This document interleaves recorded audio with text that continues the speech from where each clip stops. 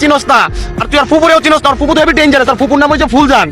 যে ওর দিকে তাকায় তার চোখ দুটো উঠে গেল। আমি দাঁড়ায় থাকো মামা, আমাই যে অল্প বয়সে আমার চোখ দুটো হারাইতে চাই না। বাচ্চা থাকলে দেখা হইব। আরে যাচ্ছিস? আরে ভাই পরে দেখা হইব। তুমি যারা? হ্যাঁ আমি যারা। তো কি হয়েছে? কিছু হয়নি, তোমার সাথে আমার জরুরি কিছু কথা আছে। আরে আপনার আমি চিনি না জানি না, আপনাকে আমি কি কথা কমু?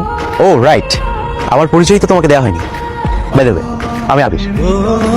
এই যে শুনেন, আপনি কার ফুকর চিনেন? চিনি না, তবে ওনার নাম জানি, ফুলজান। রাইট? যদি ভালো করে চিনতেন তাহলে ওর লগে এখানে দাঁড়ায় কথা কইতেন না।